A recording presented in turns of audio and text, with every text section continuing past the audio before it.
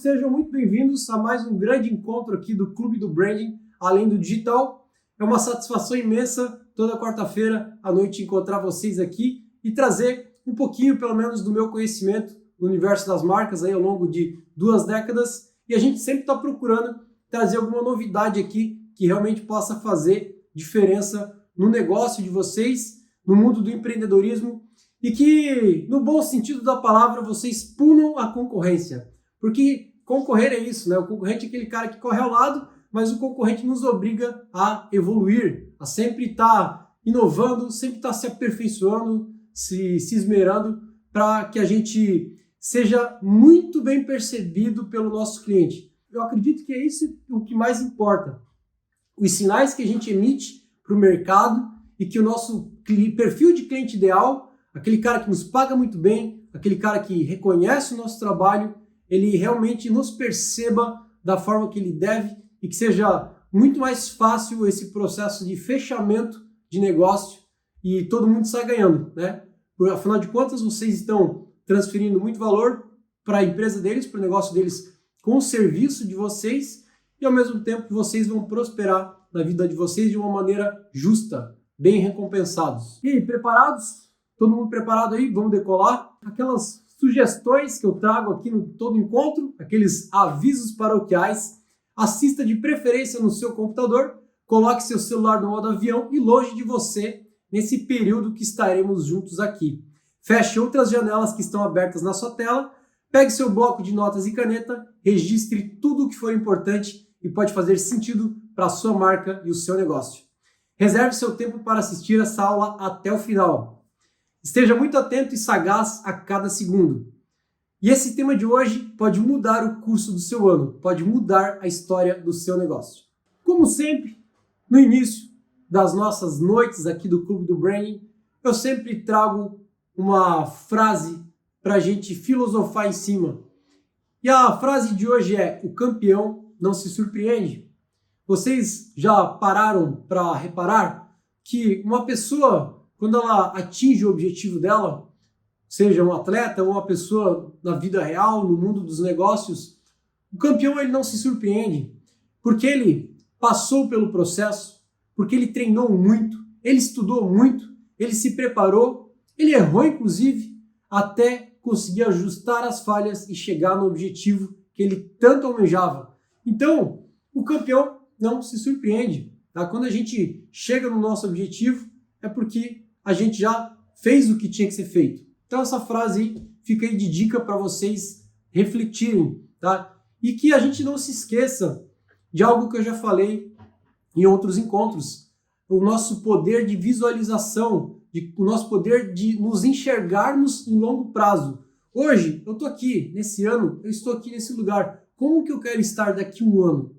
Como que eu quero estar daqui 5 anos? É muito importante fazer esse exercício de médio e longo prazo para que você parta para uma rota de ação, mas ao mesmo tempo você internalize isso. Eu uso até outro termo, você cristalize isso na sua mente, que com certeza vai se tornar muito mais fácil você chegar naquele objetivo. Para seguir em frente aqui no nosso debate, eu começo o nosso diálogo com essa imagem aqui. Lanço a pergunta para cada um de vocês. O que lembra essa imagem que vocês estão vendo na tela? Investigação. Boa, boa. Além desta palavra, investigação, o que mais pode nos remeter essa imagem que nós estamos vendo? Estudo de caso, mapeamento. Boa, muito bem. Então vamos lá. Jean falou... Investigação. Investigação. Jean falou investigação e o Davi falou mapeamento. É exatamente isso. Aí vocês estão vendo uma cena de como se fosse o trabalho de um detetive. E o trabalho de um gestor de marca é exatamente esse. É o trabalho de um detetive, onde nós vamos levantar uma série de informações que vão contribuir muito para o resultado do nosso projeto e vão contribuir muito para a performance da marca. Essa é a diferença que separa o joio do trigo, que separa aquelas empresas que trabalham com parâmetros comparativos apenas de bonito ou feio, daquelas que realmente se dedicam a analisar dados, a fazer um estudo com mais profundidade para encontrar a essência da marca, as suas verdades e criar um posicionamento poderoso e verdadeiro. E trazer tudo isso à tona em sua comunicação, em todas as suas expressões visuais, no seu jeito de ser, enfim, inclusive nas suas redes sociais e dentro do Instagram. Esse nosso encontro de hoje, ele aparentemente parece ser objetivo. Ele é um encontro mais curto. A nossa aula não tem muitos slides, mas nós vamos debater aqui a respeito de pesquisa de design, método e ferramentas. Então, como que vocês vão entender a pesquisa de design, método e ferramentas para poder trazer isso para a realidade do negócio de vocês e dos clientes de vocês? Como é que vocês vão poder, a partir desse encontro de hoje, gerar mais valor no empreendimento de vocês, na marca pessoal de vocês e também para os clientes de vocês? Primeiramente, é super válido a gente lembrar o que é o conceito de branding.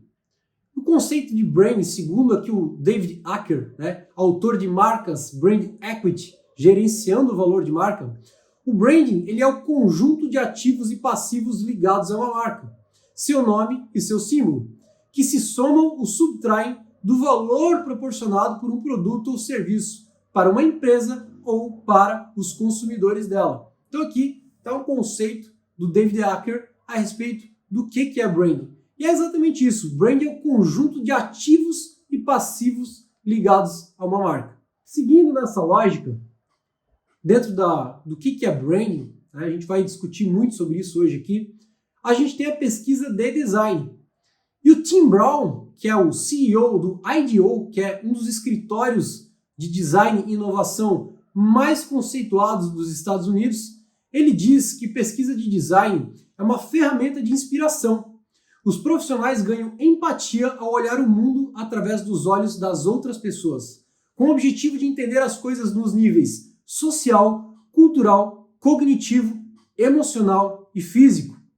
Esses profissionais constantemente buscam por inspiração nessas pesquisas. E não poderia ser diferente, e é justamente por isso que eu usei a imagem do detetive, aquela gestão à vista dos recortes da investigação do detetive. Fazer uma pesquisa de design é fazer uma pesquisa investigativa. E eu vou mostrar a seguir para vocês como que isso acontece na prática. Então, vocês fiquem muito atentos aí para tomar nota de tudo, tá? E poder aproveitar essas táticas aqui para usar no dia a dia de vocês, na rotina do trabalho de vocês. Em alguns dos nossos encontros, eu já compartilhei com vocês a importância do nosso repertório. Como que funciona a nossa capacidade cognitiva, as experiências armazenadas pelas pessoas ao longo da vida. E, em toda a lógica de consumo, a gente está vivendo uma era de muita competitividade em que as empresas precisam construir o seu oceano azul, a sua proposta de diferenciação para não ser mais do mesmo. Para que isso aconteça, eu preciso me lambuzar com o processo, eu preciso me envolver a fundo com o problema, com a observação, como as pessoas interagem com um tipo de serviço, como é que elas usam um tipo de oferta, como que elas consomem uma marca. Então é super importante que a gente entenda essas nuances do ponto de vista social, cultural, cognitivo, emocional e físico. Em um dos encontros ainda falei, não é o lado racional que faz as pessoas comprarem, é o lado emocional.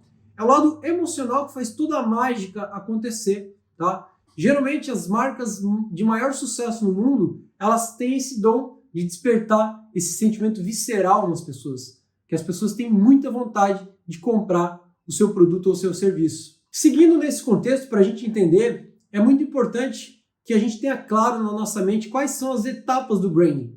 O maior erro que a maioria das agências cometem é receber um cliente, fazer um briefing de projeto e sair igual louco atacando direto a estratégia de comunicação. Isso pode ter funcionado no passado, há muitas décadas atrás, mas isso não funciona mais. Por quê? Porque primeiramente nós precisamos mergulhar na estratégia de negócio do cliente, ajudá-lo com a estratégia de marca, somente por último partir para a experiência de marca. Então, é muito comum quando um trabalho de branding ele é feito somente visando a parte visual, que na maioria dos casos não passa de uma gourmetização do logotipo. E você acaba desperdiçando muitas oportunidades de trabalhar a essência, o posicionamento, as verdades da marca, criar um jeito de ser próprio, descobrir uma inovação na oferta e no serviço, para que você saia muito à frente da sua concorrência. Então esse é o maior erro de alguns profissionais de comunicação que não se envolvem, não mergulham a fundo na estratégia de negócio do cliente para somente depois ir para a estratégia de comunicação. Fazendo isso, é muito importante que a gente considere a ideia, o ambiente competitivo e os públicos. Então, quando a gente começa a levantar de uma forma intencional, como vocês estão vendo aí, primeiro eu vou estudar o modelo de negócio do cliente. E aí eu ainda estou considerando a ideia, o ambiente competitivo e os públicos. Depois eu vou para a parte de expressões visuais, slogans e logotipia. Então, é uma diferença absurda no resultado do processo. E é isso que interessa a todo o ecossistema da marca. É o resultado. O quanto que a marca nasce autêntica, o quanto que ela nasce poderosa.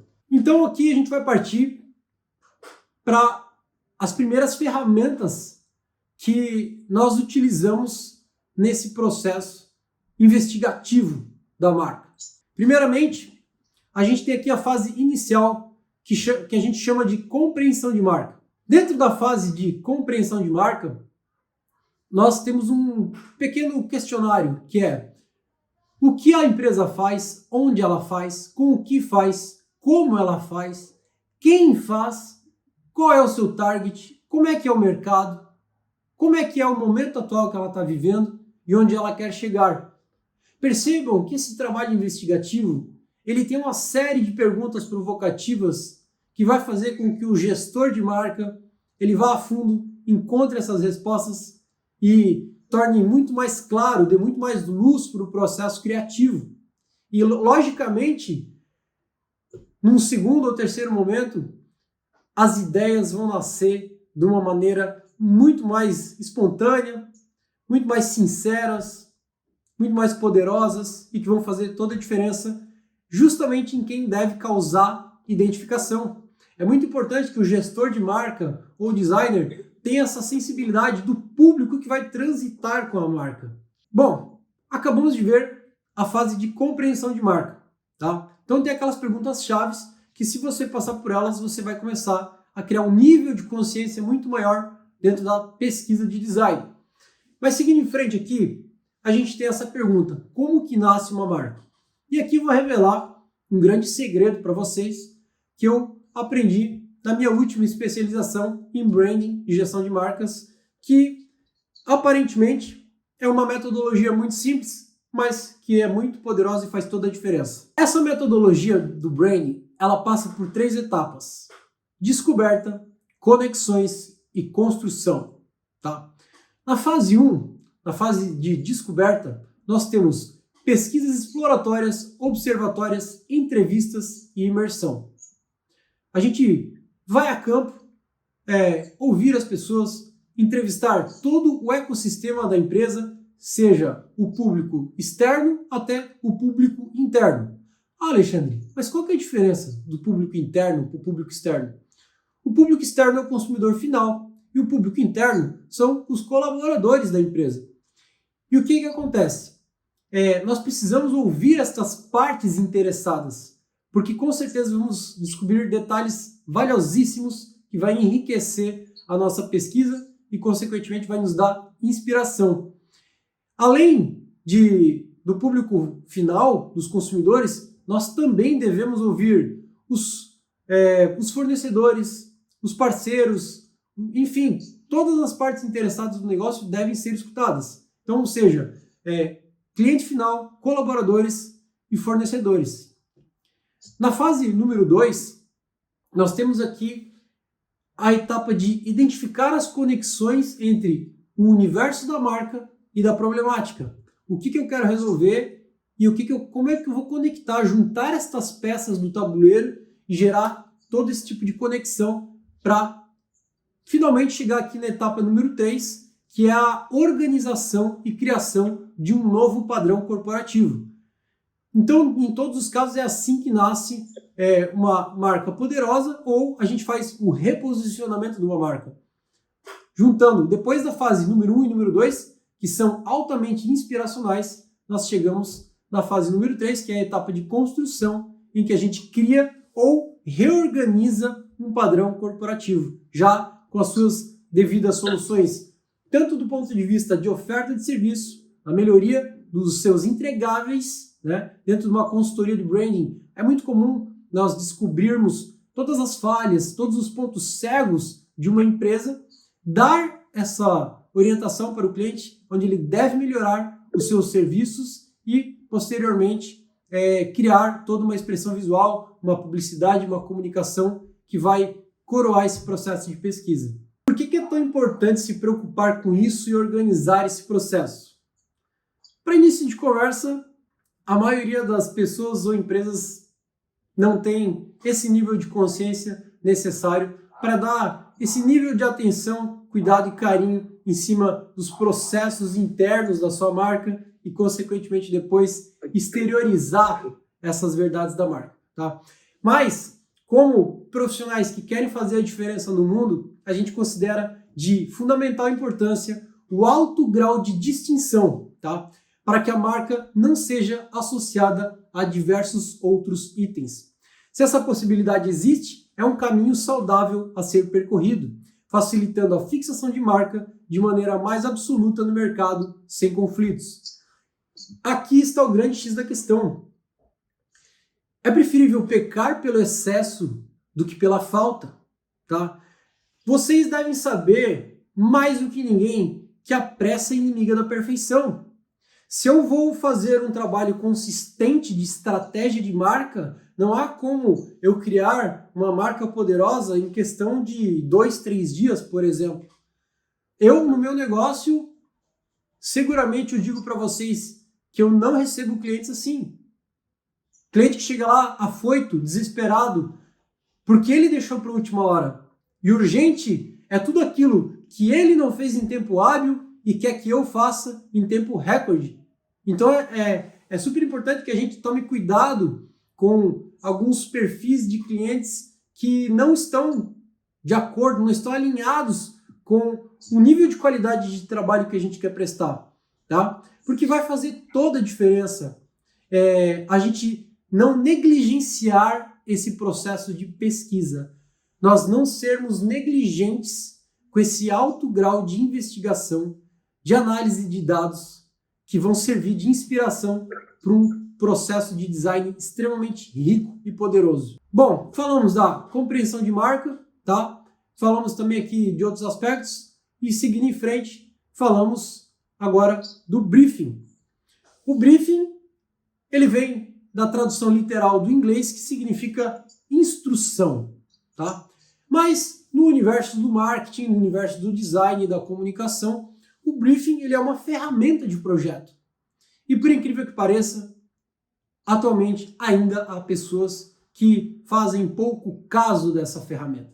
E aí eu digo para vocês, mesmo que você é o gestor da marca, que você não necessariamente vai criar uma marca, mas você está gerenciando a sua marca, você está gerenciando serviços, é muito importante fazer um briefing de projeto, porque ele é um conjunto de informações ou uma coleta de dados passados em uma reunião para o desenvolvimento de um trabalho ou documento.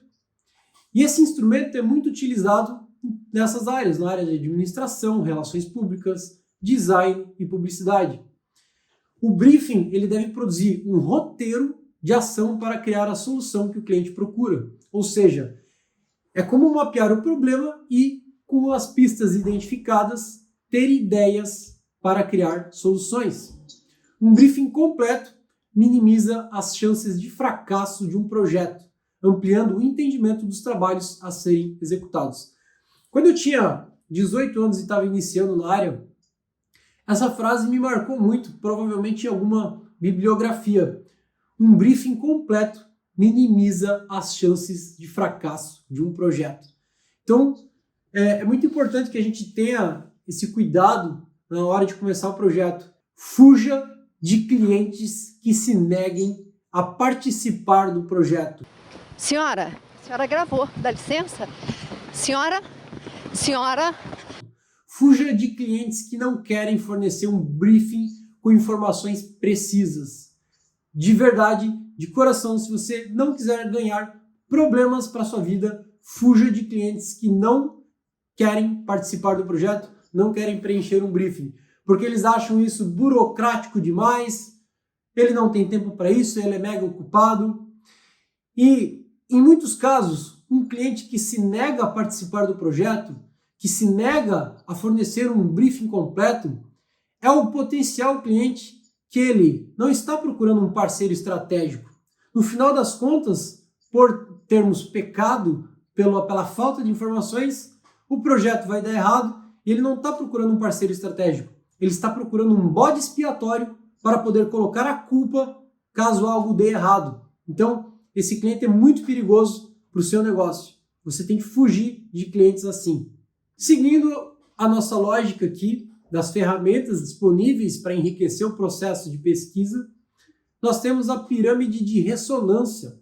Ela nasceu através do psicólogo Carl Gustav Jung. Tá? Ele era um discípulo de Freud e ele criou essa pirâmide de ressonância, que ela nasceu originariamente na psicologia.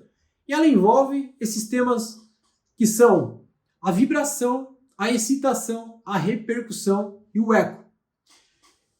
A partir dessa pirâmide de ressonância, que ela se você utilizar ela de uma forma intencional no seu branding, seja dentro do digital ou no dia a dia, frente com seus clientes, é o que vai te trazer muito resultado, porque ela age no ponto de vista consciente, mas ao mesmo tempo no inconsciente e no inconsciente coletivo das pessoas, tá? E teve um outro estudioso que, a partir da pirâmide de ressonância, ele desenvolveu a pirâmide de marca, que é a pirâmide de Keller, tá? Como é que funciona a pirâmide de Keller? Ela estipula alguns tópicos, como relacionamentos, que tipo de relação eu quero com a marca. Ela fala sobre respostas, o que eu penso sobre você. Ela fala sobre significado, o que você é, e identificação, quem é você, certo? Mas o principal dessa pirâmide de Keller é muito importante que a gente veja a base dela, onde está, primeiro, a lembrança de marca, ou seja, para a gente ter mais sucesso no nosso negócio, é super importante que primeiramente a gente construa essa base. É igual construir uma casa, um edifício, eu preciso construir essa base. E essa base precisa ser construída se destacando por qualidades morais ou intelectuais, tá? É ali que está todo o posicionamento, todo o branding da empresa. E na segunda fase dessa pirâmide de Keller, a gente tem a segunda etapa dela, que é a fase de identidade de marca, que vai envolver julgamentos, sentimentos, desempenhos e imagens, tá? No topo dessa pirâmide de Keller, nós temos o processo de ressonância. Eu costumo dizer que toda marca emite sinais, né? E esses sinais vão causando reverberação no mercado a curto, médio e longo prazo. Então aqui está bem detalhado a pirâmide de ressonância de marca, a pirâmide de Keller, tá? Nós temos na base da pirâmide a proeminência, se destacando por qualidades morais ou intelectuais, mas também respondendo aqueles questionamentos de identidade, quem você é, e de conscientização profunda da marca, tá? Seguindo em frente, nós temos desempenho e imagem. Ali em imagem a gente tem associações fortes, favoráveis e exclusivas. Vem toda essa parte visual, de publicidade, tá? E também tem o desempenho, o significado, o que você é. Logo acima, temos os julgamentos que as pessoas fazem em relação a uma marca, né? Que tipo de respostas elas atribuem a nós? Por exemplo, o que você me diz? Que tipo de pergunta ela faz, né? Ao lado nós temos as sensações, as reações acessíveis, né? As reações positivas em relação a uma marca.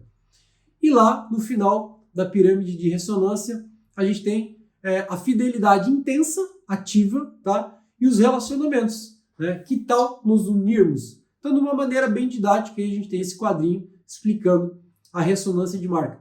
Vocês percebam a quantidade de detalhes que tem na hora que a gente vai fazer uma pesquisa da essência da marca. E a gente vai fazer esse levantamento para trazer à tona com base num briefing, com base na compreensão de marca, com base em algumas ferramentas que vão nos dar mais clareza dentro do processo. E como é que a gente constrói valor para a marca?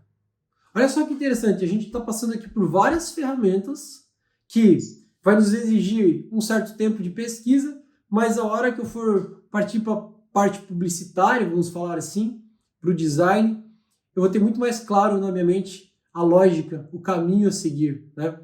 E como é que eu construo valor de marca? Aqui tem alguns tópicos que, se seguidos à risca, conseguimos extrair valor e aumentar o brand equity da marca, tá? A gente gera muito mais valor para ela. Que é igual eu falei no início, a gente analisa primeiro a estratégia de negócios, faz uma pesquisa investigativa, auxilia na estratégia de marca, construímos uma identidade verbal e um naming, depois identidade visual e design e, por fim, comunicação e experiência da marca. Vejam que tem algumas etapas anteriores antes da gente chegar na comunicação e experiência da marca. O bacana de tudo isso é que quanto mais alto o grau de empatia de uma marca, maior a performance junto aos seus fãs.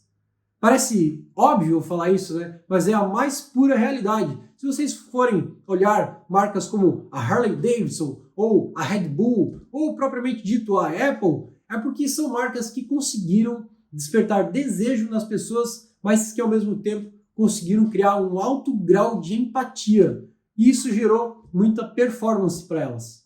Aqui um conceito poderosíssimo do nosso célebre Martin Neumeyer no livro The Brand Gap, tá?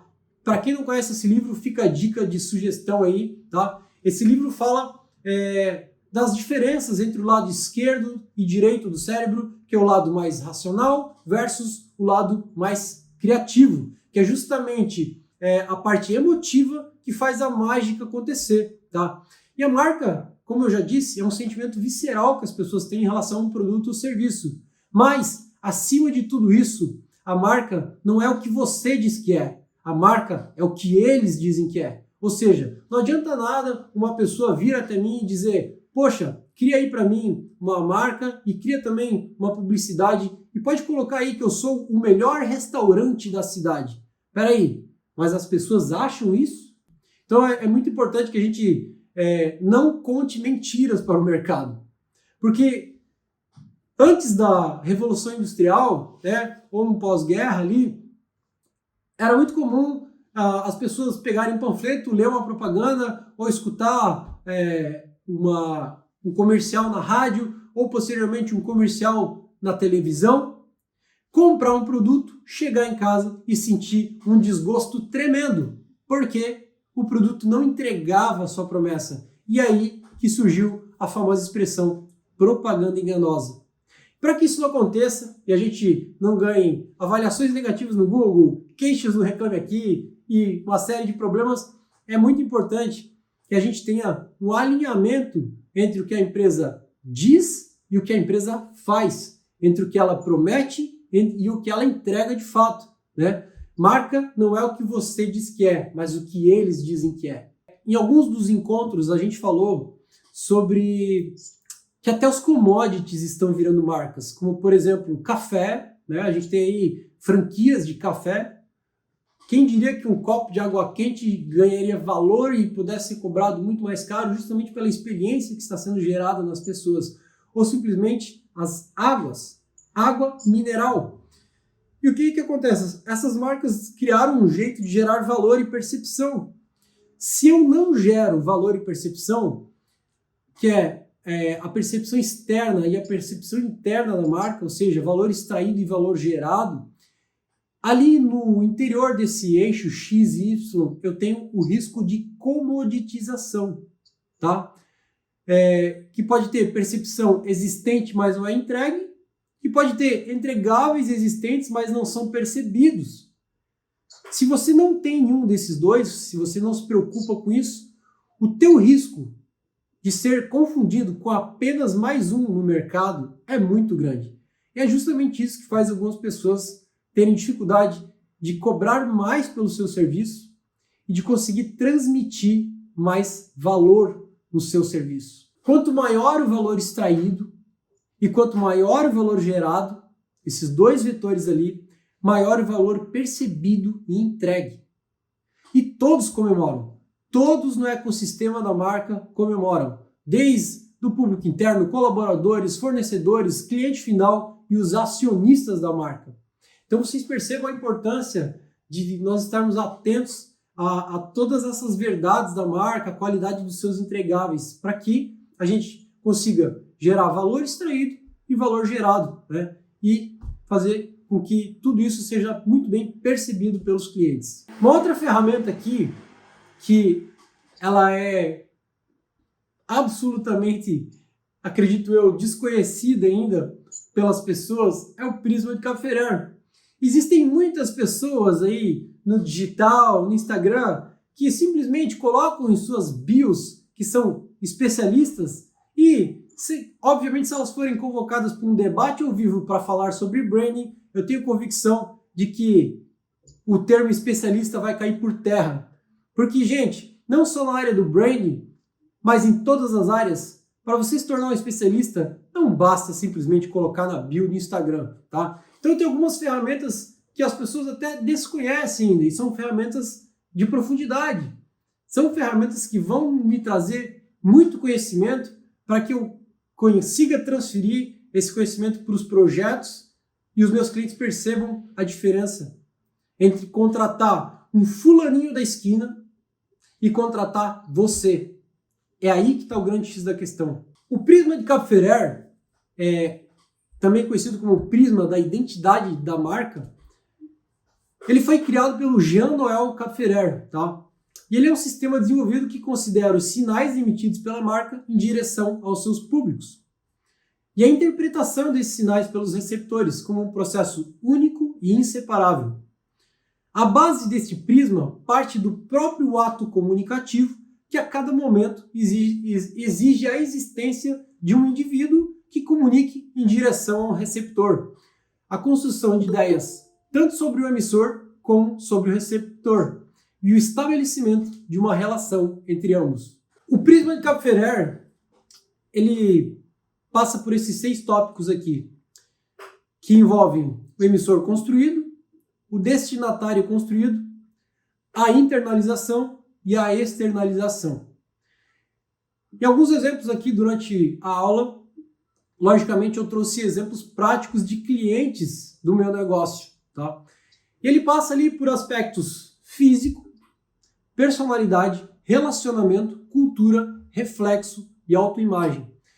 Quando vocês pegarem essa ferramenta, tá, e olharem de uma forma estratégica, intencional, o emissor construído, o destinatário construído, internalização e externalização, vocês, com base nas pesquisas que já foram feitas, como o briefing, compreensão de marca, pirâmide de ressonância, vocês vão tendo cada vez mais clareza em cima do processo. E vocês vão trazer para cá, para dentro do Prisma de Caferer, algumas dessas respostas. Tá? Vocês vão preencher ali. Por exemplo, aqui no caso de um restaurante japonês aqui da cidade, no ambiente, no aspecto físico, sushimens experientes, atendimento competente, iluminação perfeita para a ocasião, espaço lindo e único, né? No outro lado lá da pirâmide, na fase de internalização e destinatário construído, autoimagem, por exemplo, agradável, amistoso, criterioso e empático. Então, esse trabalho de pesquisa de design, ele passa por um processo investigativo, nosso processo de detetive, em que a gente faz um mapeamento de palavras-chave que vão servir de atributos físicos ou atributos emocionais para a marca. E vocês vão sentir na pele o quanto que o uso e a interpretação desses dados, dessas palavras-chave, vão gerar muita inspiração, muitos insights durante o processo. Seguindo em frente, nós temos um mapa mental e semântica. Depois que você já passou por pesquisas exploratórias, observatórias, entrevistas, escutando o público, observando coisas do ponto de vista social, cognitivo, emocional. Você fez a ressonância, você fez o prisma de Kapferer, tá? Você vai perceber um mapa mental das palavras que mais se repetiram no processo. E você precisa ter claro isso, tá? Por isso que lá no início da aula eu trouxe aquela fotografia típica de um trabalho de detetive. E aqui tem um exemplo, né, de um projeto aqui da empresa em que nós percebemos em todas as pesquisas, em todas as entrevistas, em toda a nossa observação de campo, as palavras que mais se repetiam desse cliente aqui. Então tinha excelência, referência, requinte, cultura, felicidade, atendimento, qualidade, diferenciação, exclusividade, credibilidade, sabores, posicionamento e relacionamento. Tá? A partir das pesquisas também percebe-se alguns conceitos chaves que mais se repetem e são norteadores no desenvolvimento do projeto. Tá? Então é super importante você ir tomando nota dessas ferramentas e usá-las no seu processo criativo. Outra ferramenta muito comum utilizada é a tabela de diferencial semântico. Em alguns casos, simplesmente esquecida por ser simples, mas que nos traz bastante consciência de onde eu quero chegar com a minha marca.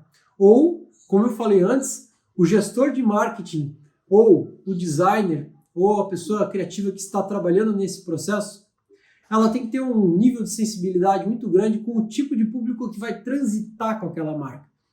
Então esse quadro, essa tabela de diferencial semântico, vai me ajudar muito na hora de eu estipular se essa marca ela é conservadora ou moderna, se ela é estática ou flexível, se ela é humana ou técnica, se ela é complexa ou simples, leve, consistente, popular ou distinta, inovadora ou tradicional, dinâmica ou calma, coletiva ou algo ímpar, algo único. Então, é muito importante você fazer, sim, esses exercícios e usar isso de uma forma estratégica na construção da marca. Agora que vocês viram todos esses conceitos aqui durante a aula, tá? A gente viu o briefing, o prisma de Kapferer, a pirâmide de ressonância, o mapa mental, a tabela de diferenciais semânticos. Eu quero mostrar para vocês, na prática, como que surgiu um grande case aqui na empresa. Quando a gente está conciliando métodos científicos com o lado empírico, nós temos que validar as nossas ideias na prática. E nada melhor do que um exemplo real de como que isso acontece na prática. Esse projeto aconteceu há alguns anos atrás, acredito eu que cerca de 3 anos atrás na minha empresa, tá? E foi um projeto do ramo gastronômico. A gente já tem uma experiência muito grande aí em empresas desse ramo, inclusive. E não só desse ramo, como empresas que às vezes são empresas muito antigas, que já têm 10, 20, 30 anos de mercado e nos procuram para fazer um processo de branding e de reposicionamento de marca. Tá? E aqui não foi diferente. Tá?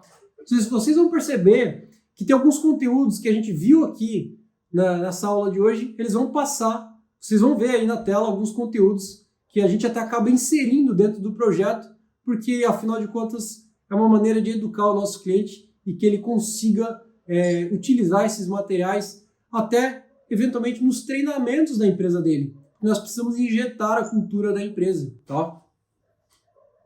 Então, aqui está a metodologia aplicada, tá? A pesquisa de design, como é que funciona. E como era uma hamburgueria, a gente simplesmente não se conformou em pensar, tá, eu como hambúrguer desde jovem, eu não preciso entender de hambúrguer. Não. A gente foi a campo estudar a história do hambúrguer, como que o hambúrguer nasceu, qual foi a necessidade que ele nasceu, por que ele nasceu, como que era consumido esses hambúrgueres lá naquela época, tá? Então a gente tem uma série de recortes aí, tá? Que nos trazem informações, no mínimo curiosas, mas ao mesmo tempo valiosas sobre a história do segmento do nosso cliente, tá? Aqui nesse segundo slide eu conto por que o hambúrguer foi inventado, né? Seguindo em frente aqui, E ao mesmo tempo, na pesquisa, nós tivemos um grande insight de trazer esse elemento do homem das cavernas. Por quê?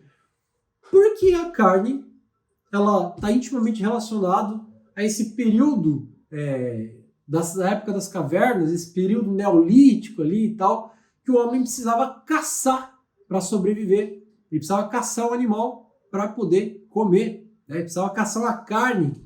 E a gente trouxe esse elemento do homem das cavernas.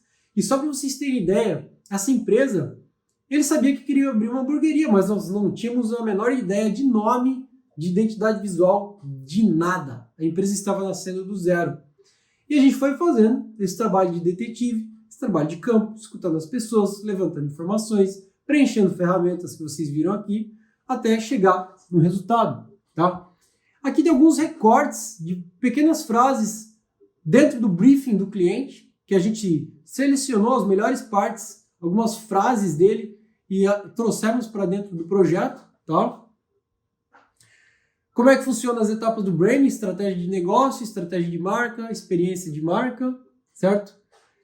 O branding, para quê e para quem? Nós tivemos acesso a um estudo completo de uma consultoria americana chamada Goldman Sachs. Esse estudo, ele é recente, ele é de 2016, onde a gente percebeu uma série de tendências que as pessoas estavam valorizando mais alimentos orgânicos, viagens ou experiências exclusivas e tudo que fosse feito à mão, como, por exemplo, cervejas artesanais ou hambúrgueres, né? O famoso handmade, tudo que é feito à mão.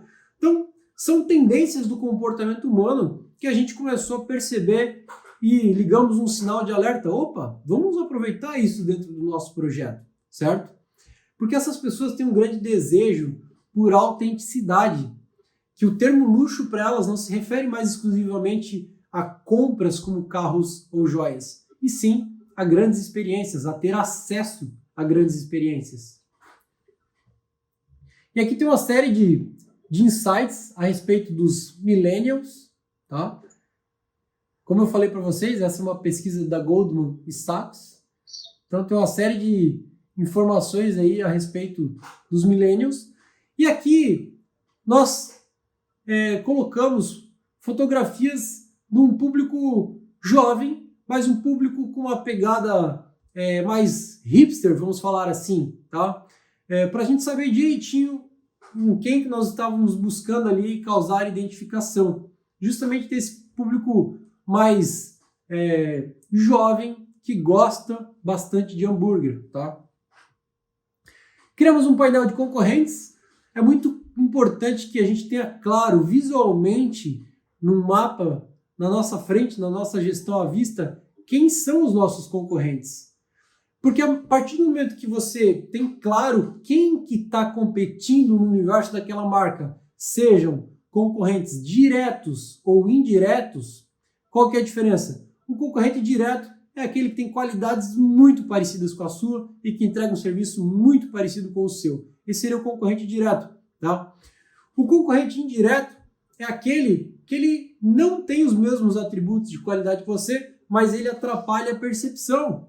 Ou seja, eu estou saindo de casa para comer um restaurante japonês com um ticket mais diferenciado e no caminho eu decidi mudar de ideia e ir para uma pizzaria que era mais barato. Ou seja, a pizza não concorre com o sushi, mas ela concorre com a nossa fome, com a nossa tomada de decisão, né?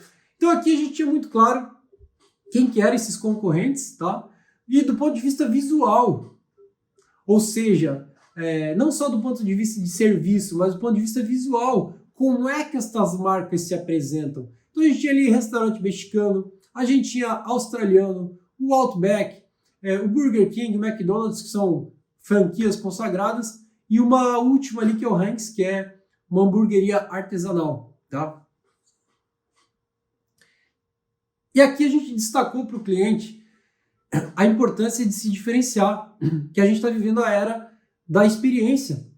Em 2012, a Red Bull patrocinou esse austríaco para pular da estratosfera. Isso gerou uma repercussão incrível para a marca e é comentado até os dias de hoje esse maluco aí que pulou da estratosfera, né? Red Bull Stratos, isso foi em 2012. Então vocês percebam até que ponto vai os limites de uma marca disruptiva que tem um jeito de ser alinhado com o seu entregável, que é encorajando as pessoas, né? Esse é o case da Red Bull, que nos traz essa inspiração que estamos vivendo, a era da experiência. O Círculo de Ouro, a gente já debateu sobre o Círculo de Ouro aqui em alguns encontros, né? Que o Simon Sinek, ele fala, as pessoas não compram o que você faz, as pessoas compram o porquê você faz. Então, quando isso está claro na proposta de valor da empresa, em todo o seu jeito de ser, no seu logotipo, nas suas expressões visuais, é muito comum, às vezes, a gente criar uma marca e o pessoal já achar que é algo muito grande, porque foi planejado com antecedência. Eu já recebi bastante comentários nesse aspecto. Poxa, parece que tudo que vocês tocam a mão parece que é algo grande. É exatamente por isso, porque nós não negligenciamos o processo de pesquisa. Nós vamos a fundo para criar um conceito bastante único e poderoso. E aí, com base nessa temática, depois que a gente já entendeu os públicos, a gente foi estudar a história do hambúrguer, e a gente criou essa temática do Homem das Cavernas, a gente foi criar um DNA para a marca. E a gente trouxe à tona essa experiência ancestral, tá? E com base na observação dos públicos, a gente percebeu que as pessoas não saíam de casa apenas para matar a fome. A gente percebeu que as pessoas fazem do momento de comer uma forma de expressão, a comida como forma de expressão, que às vezes é o lugar que você está, o sabor que você está experimentando, aquela experiência instagramável, você tirar uma foto do seu prato, você compartilhar com seus amigos. Então a comida passou a ser uma forma de expressão, né? Quem nunca viu num restaurante uma pessoa, antes de começar a comer, ela pegar, bater uma foto ou fazer um stories e postar? A gente brinca que em alguns casos a pessoa chega a comer frio a comida, né? Porque a comida, ela vem se tornando uma expressão das pessoas. Depois, o sabor incomparável, né? Vocês percebam aqui que a gente está trabalhando com alguns atributos emocionais da marca, tá? Não basta só simplesmente abrir uma hamburgueria e dizer, estou aqui. Não, tinha que ter um diferencial, tinha que ter um sabor incomparável.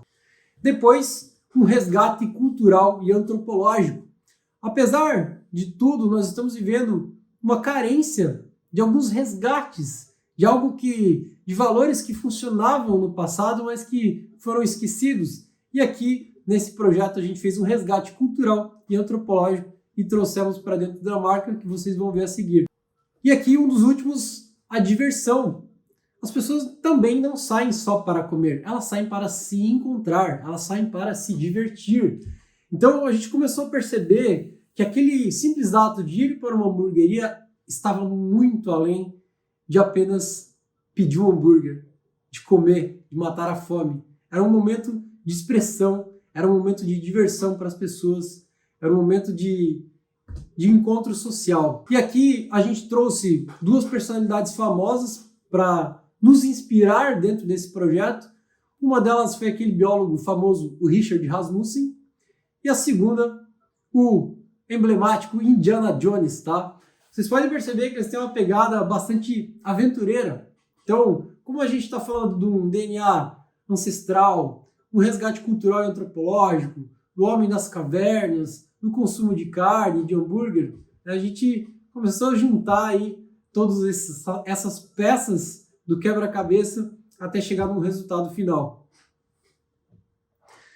Aqui o mapa de personalidade da marca, então a gente faz um mapeamento de idade, sexo, tribos, você explica como é que é essa tribo, o gosto musical, o que essas pessoas escutam, o que ela ama, o que ela odeia, as características marcantes e a sua personalidade. E depois você vai traçando isso, escrevendo de acordo com o seu segmento, com o seu negócio, tá? Elementos que fazem toda a diferença. E aí partimos para o desenvolvimento do nome. E o desenvolvimento do nome, ele tem um jeito para a gente conseguir chegar numa alternativa com alto grau de distinção. Não existem regras absolutas, mas é preferível que seja uma marca com um nome curto, boa fonética, fácil memorização, que seja passível de registro no INPI, tá? Na sua busca legal, e por fim, que o domínio do site também esteja disponível. Então a gente tem 5 elementos aí que vão acabar fazendo toda a diferença na hora de você construir uma marca original e lançar ela para o mercado, tá? Mas isso começa pela estratégia do nome. E primeiramente a gente faz uma long list. O que é uma long list? Uma lista longa. Uma bateria com muitos nomes. Em todos os casos, nós fazemos essa lista longa totalmente desprovido de preconceito, considerando as alternativas mais absurdas, e depois, obviamente, a gente passa por uma triagem, vai sofrendo uma peneira, e no final a gente apresenta alguns favoritos, de acordo com a nossa experiência e a nossa orientação consultiva para o cliente, ajudando ele nesse processo de tomada de decisão. Porque se o cliente soubesse, ele não nos contrataria. Nós não haveríamos necessidade de ele nos contratar. Então ele precisa desse fator-chave que a gente dê essa segurança para ele. Ó, aqui estão os favoritos. Esta alternativa responde melhor à problemática. Aqui está a lista longa, a lista curta, e o cliente acabou se apaixonando pelo nome Nel, Under e tal. E tem até uma fonética bastante engraçada. Ele é como se fosse 3 nomes separados, Nel, Under e tal, mas ele nos lembra imediatamente ao Homem das Cavernas, tá? E aí nós criamos uma identidade visual, só que a gente precisou estilizar um símbolo com alto grau de distinção, bastante exclusivo, que ele nos lembrasse uma labareda de fogo, mas ao mesmo tempo nos lembrasse uma caveira, tá? E ali, o estilo de letra, a fonte que foi utilizada, ela justamente faz a associação a uma pintura rupestre, a como se fosse algo pintado pelo homem no interior de uma caverna. E ficou um resultado bastante original, totalmente inusitado, e percebam a paleta de cores que a gente utilizou. A gente utilizou uma paleta de cores que ninguém utilizou nesse ramo de hamburguerias até hoje, tá? A famosa expressão, enquanto os outros fazem zig, você vai lá e faz um zag, propositalmente, porque muitas vezes o problema não é a concorrência, mas a antiga maneira de se fazer as coisas. Então, nós precisamos propositalmente ter a coragem de ser diferente. Nós temos que ter a ousadia de ser diferente. E aí aqui tem alguns grafismos que a gente, provavelmente em algum lugar na nossa vida a gente já viu, dessas pinturas rupestres, tá? E aqui os pontos de contato da marca, que são as embalagens, os pacotinhos e tal, os guardanapos, o pacotinho de craft ali para entrega, de iFood, os copos personalizados, bordado, crachá, os aventais, e uma bandeira, a sinalização externa e aqui a fachada. Chegando aqui no final do nosso encontro de hoje, eu gostaria de passar uma tarefa de casa para vocês, mas ao mesmo tempo uma dica, tá? Como o nosso encontro de hoje ele tratou de pesquisa de design, que é altamente inspiracional para nós, é super pertinente que vocês conheçam, para quem ainda não conhece, esse documentário chamado The Code, tá? Ele tem 3 episódios, se eu não me engano, ainda está disponível no Netflix. Se não tiver, vocês dão um jeito de encontrar aí. E esse matemático inglês, ele mostrou, do ponto de vista científico e matemático, um monte de regras na natureza que seguem algumas proporções consideradas divinas no universo. Então, vale muito a pena. Eu conheci há cerca de 5 anos atrás esse documentário e, particularmente, confesso para vocês que eu fiquei de queixo caído.